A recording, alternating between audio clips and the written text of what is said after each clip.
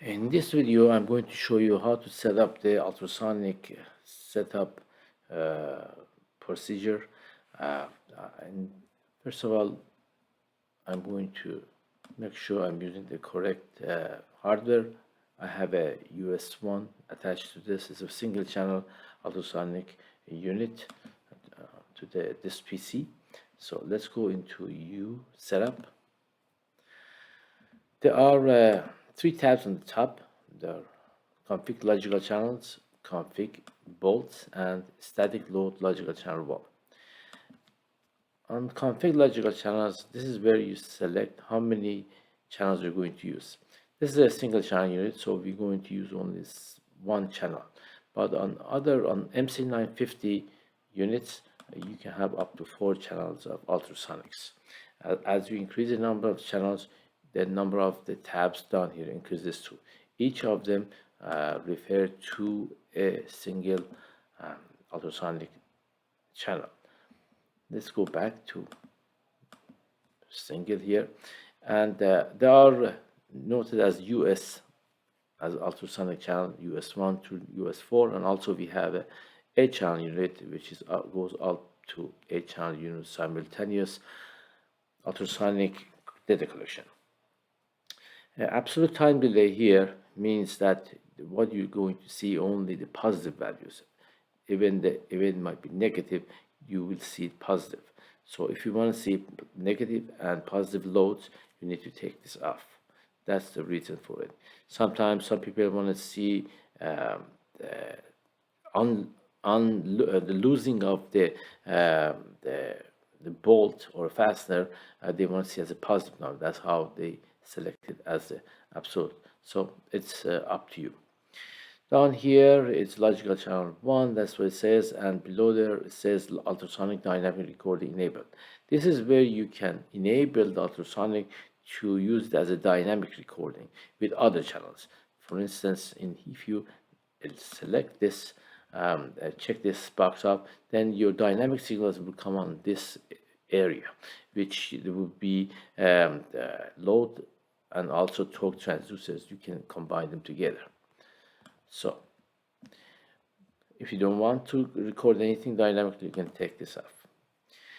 The permanent smoothing, what it means, if your signals are noisy, you can smooth them out, make a filter out of it. Here, for instance, if you take 8, it would be this is a moving average type of filter. It would take 8 data points and create 1, and it will continue to do that throughout the whole data points. So if you don't need it, just put 0. Down here, there are just the 2 label boxes that you can select tension as a tension or a load or force. This will come up in all the other areas of data collection. So if it's a tension, just leave it at tension, same as elongation. If you want to call it stretch, you can do that, or elongation, or whatever you like. Number of bolts on this channel, this is where you select how many bolts you're going to test. For instance, if you use 10, if I have 10 here, then if you go to the next tab, you will see 10 bolts down here with all other tabs below here. I will explain this later on as we get to it. So that's what it is for. You need to do this to set number of the data points, a number of the bolts you're going to test.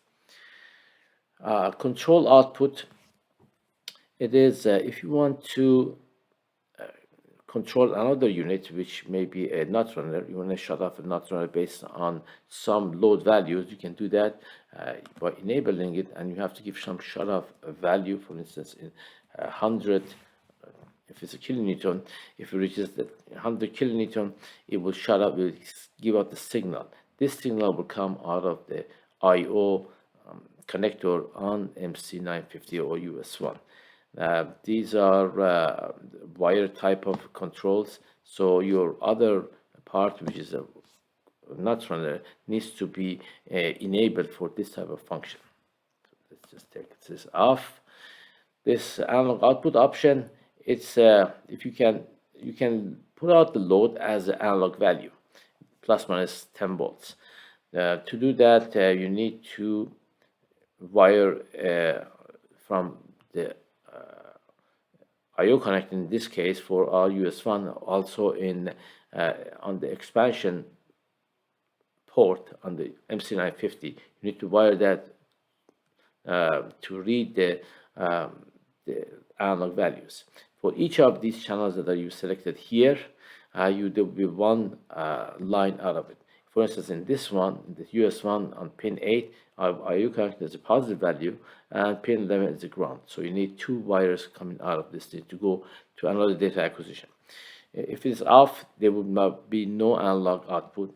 If it is fast, what it means, during the dynamic data collection, when you arm it, it will come out and it will give you the analog output. And this is a fast way of doing it. In the slow channel, and if it's alpha scope or if it's doing alphanumeric, and also you can look at through the scope, it will calculate the value and put out the analog value. These are also has to be scaled correctly. If you want to, for instance, the maximum value that you want to see is 100 pounds, or let's say, depending on the, let's say, 10,000 pounds, you just enter it here, and internally the unit would calculate how to scale it for you. So the plus 10 volt would be 10,000 pounds. If you want to put out a value, analog value just for calibration of your other system or data acquisition that you attach to this analog output, you can do this by pressing plus 10 volt, plus 5 volt, or plus 10 volt, and back and forth. This is some little program that simulates the voltage. If you stay at fast output, same, you have the analog test, output test. You can use it to set up your data acquisition unit for external data acquisition unit. Same here, you have to give out what's your maximum time delay you're going to see in this. And here, when you do the calibration, you will see the maximum nanoseconds or time delay that you have. You can set it here based on this, and this will analog output that plus 10 will be based on how many nanoseconds you have. And how do you take these nanoseconds to actual load value? You have to use this the coefficients to do that, and this will generate the coefficients based on the that comes out of the average calibration. That's the formula how it's used, and this is what you get out of load. You have to enter these values into your data acquisition unit. That's just an example to show how to go from this analog value to load. This is the equation. So, and these are the coefficients, C0 all the way to C5. That's how you see the C's are used, the coefficients. And X is our time delay values. That X is our analog to digital values that your system generates, that the system uses, the data acquisition system. So, enough on this. So, let's go into the config bolts. Here, what you see is 10 tabs. Each of them refer to one bolt. So each tab have a bunch of other tabs below it. They're all the same. They look the same. To start from left, it's bolt name and type. You can enter a bolt name for this if you like, and you need to select the bolt type. It defaults to 10.9. There are other ones you can select. If you want to know what each bolt type refers to, there are some specs here. Each bolt type, for instance, grade 10.9, shows you the sonic stress factor, temperature factor, and sound velocity, and modulus elasticity. These all will be used in calculation method.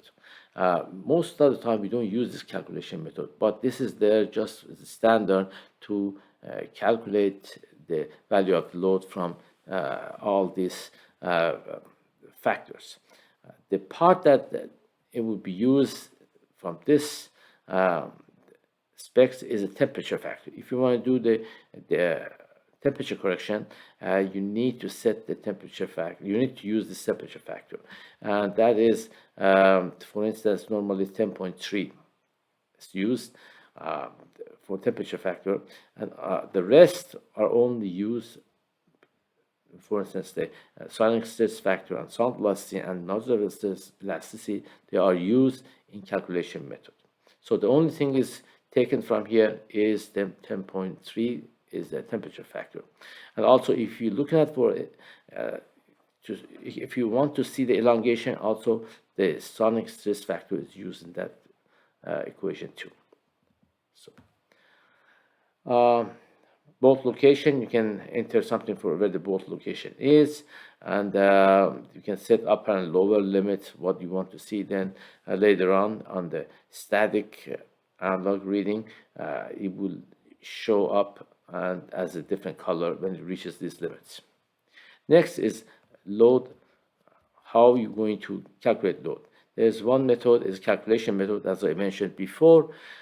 Uses bolt grip length and bolt diameter, and then based on the these and also the specs that I showed you, it can compute uses this slope as a load factor.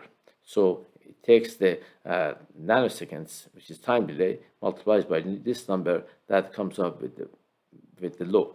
You can change the units on the load if you like, and it will convert it automatically for you.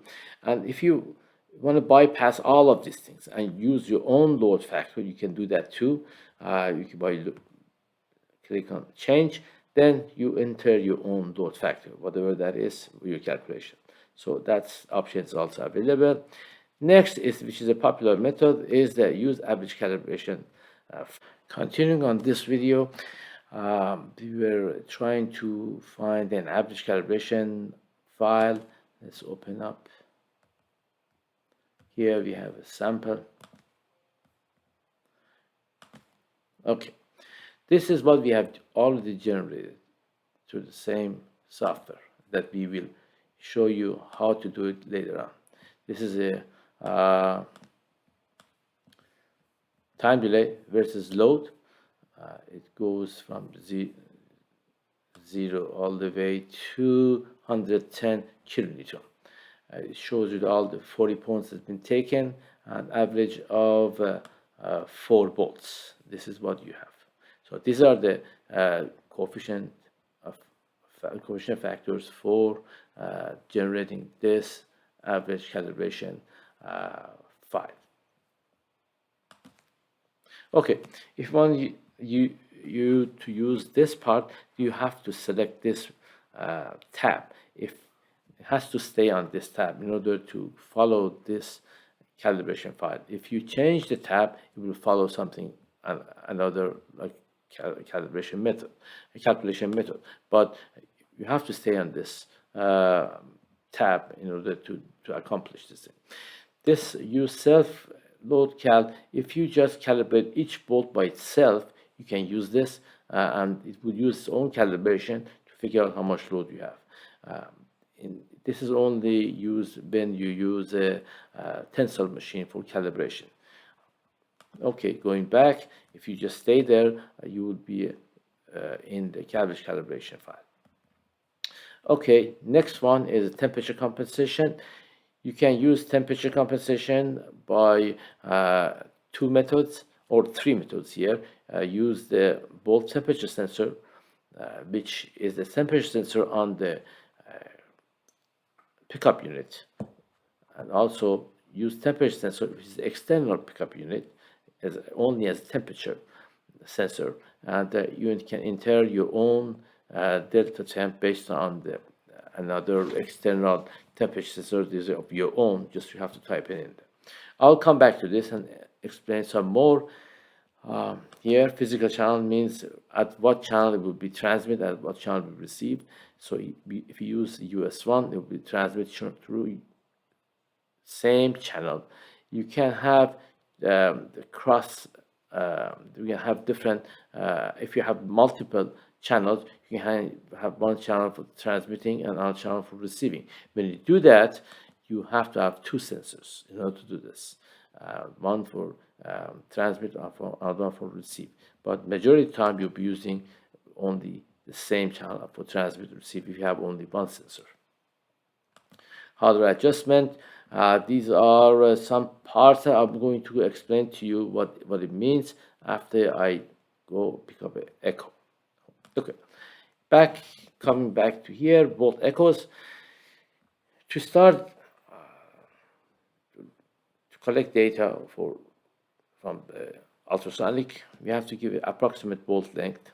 Of here I have a bolt 2.2 inch, and set for echo 1. If I click on scan echo, it shows me the echo that's coming back. If you see, this is not from 0 time, it's about 2.1 inch to 2.5 inch up as a window. Here shows all the way from beginning and all the way back to many other ones. So I'll be concentrating on the single echo, which is here. To go back into the same place, I can go scan echo. Okay, it goes back and catches itself. So by using this bar, I can move this echo back and forth. As I do that, we're also changing the time here, which is right now, instead of time, it shows it's inch. We can change it to a time too. I will show you in the options area. So staying here, once we would like to make the echo in this part of the whole screen, because as it shifts to the right, so you need more space to see. So if I click lock and just zero out, save echo, calibrate. This is how we start doing calibration. We're going to do this later on in another video, but I'm just going to show you. Go back. So if you want to see what's going on using that calibration file that we inserted, just click on monitor. Right now, monitor is looking at the load value that's in there. It's sitting around 0 time delay, but you see some load here. That load comes from the offset from that calibration, average calibration. If I don't use that average calibration file, you might not get to have some offset. But because of the fit of the average calibration, we gain this offset.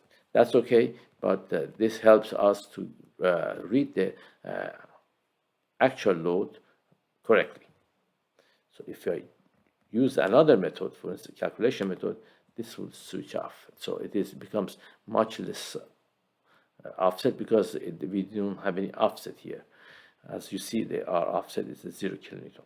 So don't worry if you're seeing some offset in the average calibration file. That's just the mathematics. And here it shows us that just load in kilonewton. A5 means average calibration 5, fifth order. L means longitudinal sensors. Majority of our sensors are longitudinal, so that's the default there. So our stretch is 0, and delta time shows 0.1 and 0.0. What this means on MC950 and US1, we have two methods of figuring out how much delta time we have. I can show it to you. The first one, right here, we say lock choice. It's set for peak. Peak means it goes up, and first peak that sees it locks on that, and then comes down and figures out where the zero crossing is. So use this line. There's another way. If I can use threshold, means the threshold means I can adjust this. Okay. Whenever the wave sees this threshold, it continues on and locks on 0. So it's our threshold and the peak point are both the same. And the threshold shows you a circle. The peak shows as a line. So there's two methods. Right now it's using threshold. If you move this along, you're going to disturb it and come up with a different value. See, right now that crossing jumped to previous cycle because we went to different cycle. So that's the threshold method. So, but our peak method didn't change. So you can just come back, make it stay in here. If you click on peak, it will stay on that and continue. The default peak. But during the dynamic data collection, both methods are used. But you can select which one you want to see. So that's kind of optional. Another thing, right now, the echo and this are on top of each other. Right now I'm shifting relative to each other. There is no load here, staying in the same place. The red part shows you the original, the reference echo. The green part shows you the current. But as you see the numbers here, 2.25, for instance, 2.3, they shift relative to each other. The load didn't change. We just shifted the window that we are seeing. So that's what it is for. Sometimes useful if this echo gets off of the this window, you can bring it back through with using this bar. So it's best just leave it as the way it is. But in future, if you want to use it, you can use it and shift the current echo back and forth. Stop, and if I want to take everything that I've done for channel 1 and copy to everything else in here, I can do that. I can go to miscellaneous, copy bolt information. Here, you can select what you want to copy. Basically, it defaults to bolt type, limits, and physical channels, hardware adjustment, load parameters, and temperature correction. You can do this for higher channels. Copy. It's all done. So if I go in the average calibration file, look at this file. If I go bolt 2, it has same value. All of them have same value. There is no echo here, but the rest of them are the same. So we have only the first one has an echo. As you see here, when there's a lock here, when there's echo and locked, there's L next to it. So bolt 1, L means locked. If there's a calibration on any of these files, it will be LC. Later on, you will see how you can generate the calibration file. Back to the temperature correction. In here, if you just look at it, there is no temperature correction at this point. It's disabled. If I use the bolt temperature sensor,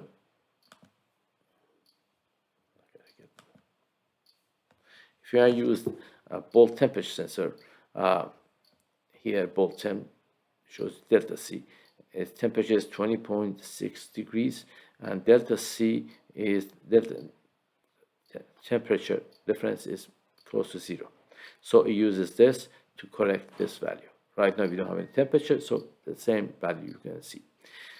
Or you can use the external.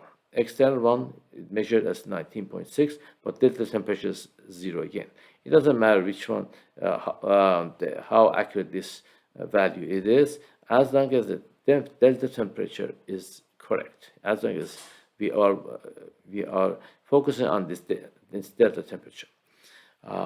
In here, you can use what we have, temperature factor 10.3, the one I showed you before from the bolt spec. If you remember this, 10.3. Go back here.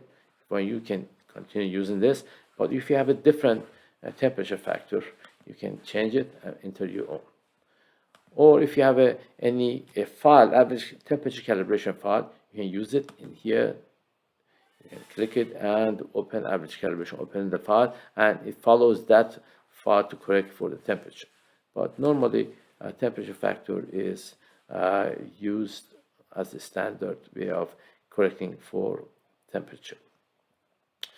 The third way is enter delta temp. If you have temperature which is outside of 0, outside of 100 degree, you can use these values, or you have a temperature sensor which is close to the source of temperature. You can use this. You have to use a temperature sensor your own and enter the start temperature value. That's when you block the echo, and later on, as the temperature changes, you can change the temperature, type in your own temperature, and use this temperature factor to correct for this load. So that's the manual method. If you want to disable, you disable, and nothing shows up here. So I showed you the physical channels, and here about the hardware adjustments. Hardware adjustment, you can change the frequency of the burst that goes into the bolt. To do this, you have to do it before locking the echo. So we can take this lock off here. You can stop it, and if I want, erase it. So there is no lock here, but I can scan it again, comes back the same way. We do this thing when there is no load on the bolt. You have to make sure there is no load on the bolt when you're playing with this. So hardware adjustment, when there is no locked echo here, you can do this. Frequency is the frequency of wave that goes into it. It's 9. When you use like 5 megahertz, you can change this, let's say 5,000, that's 5,000 kilohertz. That changes the frequency that goes there. Sometimes it works better with the lower frequency that you inject into the ultrasonic sensor, and you have to do that. And sometimes it works with the higher ones. So normally it defaults to 9800. So that's with our small utensil 2. This value works better. Transmit cycle is number of cycles that send to the bolt. You can increase it here. Okay.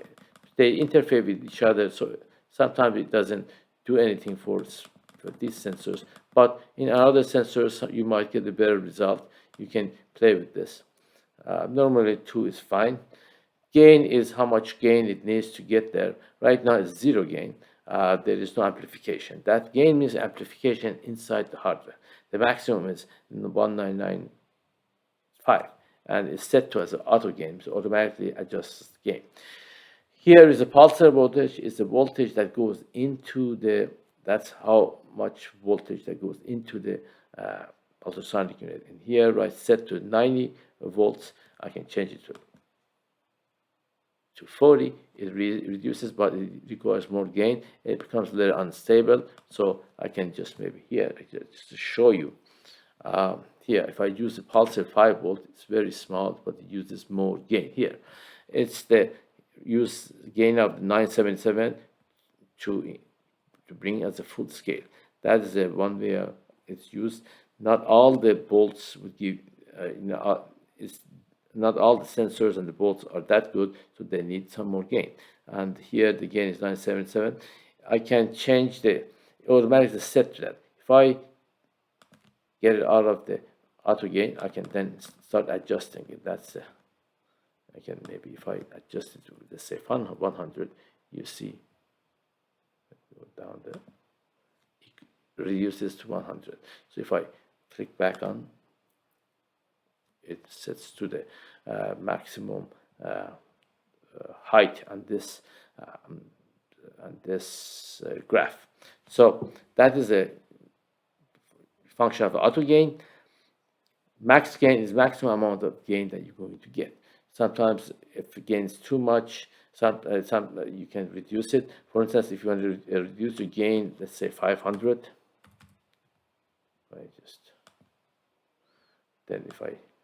then I cannot increase it more than 500. Sometimes for stability, you want to play with this max gain, but majority of the time, you don't have to do anything. It would just stay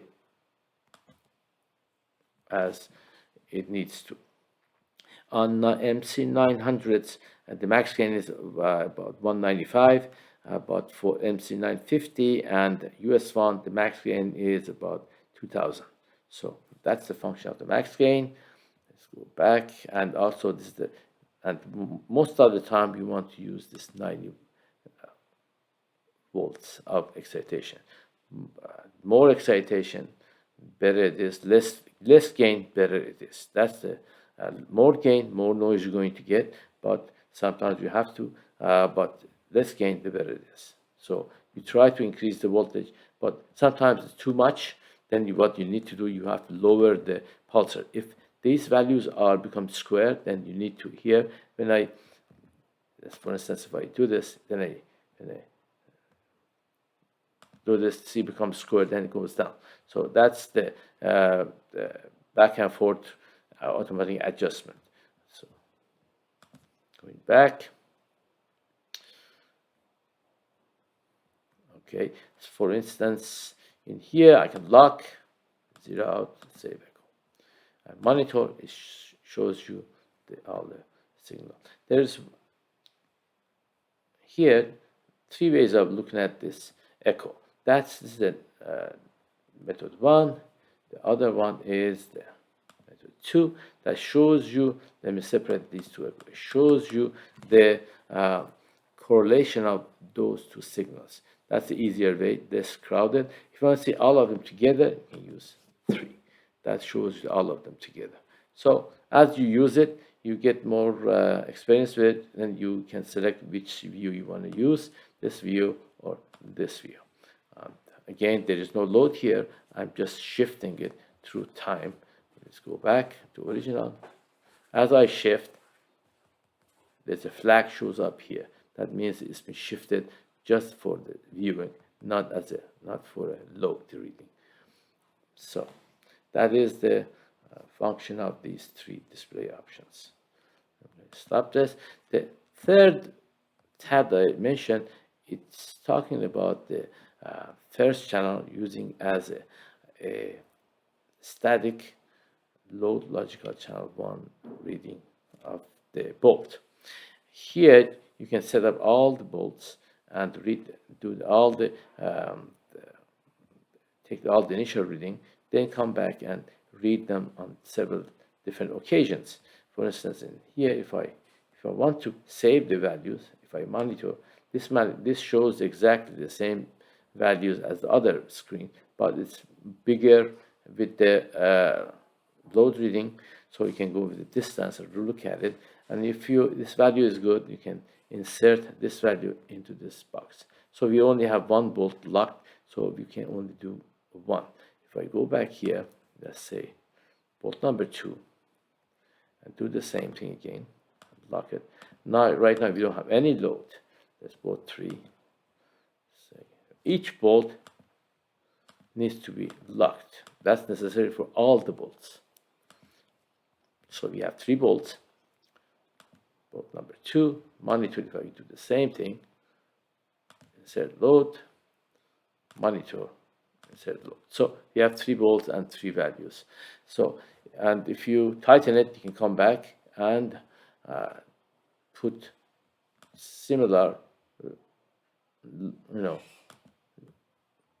numbers there. Right now I don't have any load. In the next video, I'll show you how to save the loads. So this is the very fast way of doing it. I can just show you very simple, but next one I'll show you with more more involvement for tightening of the bolts. Here you can enter some remarks. Location is what you entered here previously. File description, I can put some notes here and save it.